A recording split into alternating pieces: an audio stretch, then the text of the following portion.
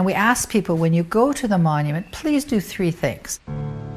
1, thank these women and the other women and the men who've helped build Canada. Secondly, discuss with them where you disagree with what they have said. And then thirdly, sit on Emily's chair and make your pledge to be a nation builder.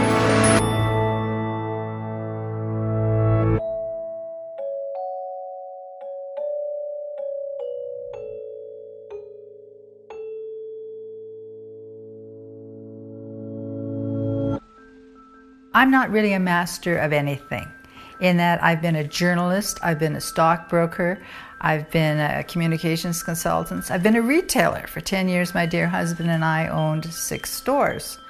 Throughout it all, I've wanted to improve Canada. I've wanted to show my gratitude.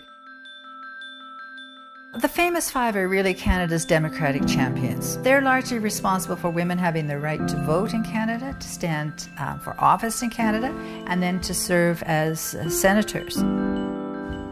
When we looked around Canada, we saw largely the statues about women were queens, or were Mother Mary of Jesus, or were unidentified women. But there were very few identifiable Canadian women acknowledged, who had been achievers, contributors, acknowledged in this way. So we decided to do the statues.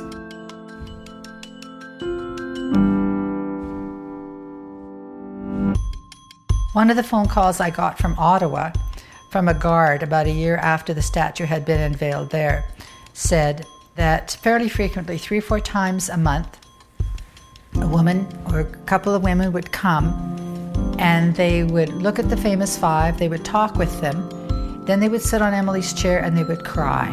We learned that a number of groups in Ottawa had suggested to the women that they go and talk to the Famous Five, that these women had gone through difficult times, but that they had still persevered and overcome, and they must too. If they're battling breast cancer, if they're getting a divorce. And so that was another use of the monument that we had never thought of, but how wonderful that it would be that way. We did the monuments for the 70th and the 71st. The 75th anniversary was when the Bank of Canada issued the $50 banknote. And so following the 70th and 71st anniversary, I then turned to looking at the anthem, and we launched a campaign to have it say, "True patriot love in all of us command." The Famous Five not only did magnificent things for Canada, but they wrote in such a way that it makes you proud to be a Canadian, and it makes you want to be more active as a Canadian. So I hope Albertans and Canadians always feel equal to high and splendid braveries, because, particularly if you're female, the legacy of the Famous Five is within you.